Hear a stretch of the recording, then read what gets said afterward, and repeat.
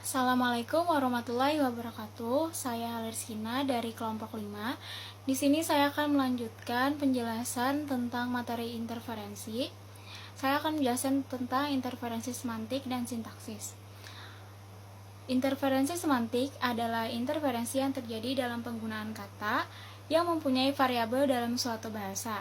Contoh dari interferensi ini yaitu ungkapan yang sering digunakan oleh siswa yang belajar bahasa Arab dalam menyebutkan sekolah MTS. Mereka mengatakan Madrasah Ats-Tsanawiyah. Menurut genre, interferensi pada bidang semantik dapat dibedakan menjadi 3 bagian, yaitu interferensi semantik perluasan, interferensi semantik penambahan, dan interferensi semantik penggantian. Interferensi semantik perluasan, istilah ini dipakai apabila terjadi peminjaman konsep budaya dan juga nama unsur bahasa sumber. Kemudian yang kedua, interferensi semantik penambahan. Interferensi ini terjadi apabila muncul bentuk baru berdampingan dengan bentuk lama, tetapi bentuk baru bergeser dari makna semula. Yang ketiga, interferensi semantik penggantian. Interferensi ini terjadi apabila muncul makna konsep baru sebagai pengganti konsep lama. Kemudian interferensi sintaksis. Sintaksis sendiri berasal dari bahasa Yunani yakni san yang artinya dengan dan kata tatian yang berarti menempatkan bersama dengan kata-kata menjadi sebuah kata ataupun kalimat. Sintaksis ialah bagian dari tata bahasa yang memberi bentuk ragam penggabungan kata menjadi kalimat yang tersusun. Struktural yaitu dari prasa, klausa, dan kalimat dengan susunan kata yang terstruktur tersebut memiliki makna yang benar dan baik. Interferensi sintaksis ialah bagian atau cabang dari ilmu bahasa yang membicarakan seluk-beluk wacana, kalimat, dan frasa. Interferensi sintaksis terjadi karena struktur kalimat bahasa lain berpengaruh terhadap struktur kalimat BI.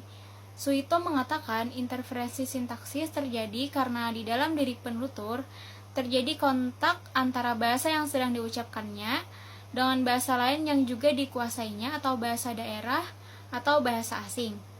Dengan demikian, penyimpangan itu dapat dikembalikan pada bahasa sumber.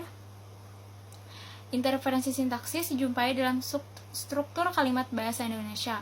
Oleh karena itu, interferensi ini dapat disebut dengan interferensi struktur. Menurut Suito, interferensi sintaksis terjadi apabila dalam struktur kalimat terserap struktur kalimat dari bahasa lain. Misalnya, contoh yang pertama yaitu rumahnya Amir sudah dijual.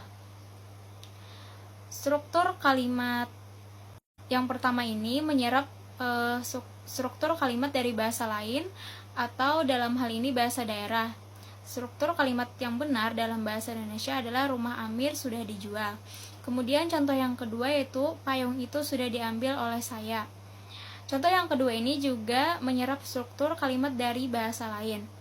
Jadi struktur kalimat yang benar dalam bahasa Indonesia adalah payung itu sudah saya ambil. Penyerapan struktur kalimat tersebut terjadi karena dalam diri penutur terjadi kontak antara bahasa yang sedang diucapkan dengan bahasa lain yang dikuasai, yaitu bahasa Indonesia dan bahasa daerah. Demikian yang dapat saya sampaikan. Mohon maaf jika terdapat kesalahan. Wassalamualaikum warahmatullahi wabarakatuh.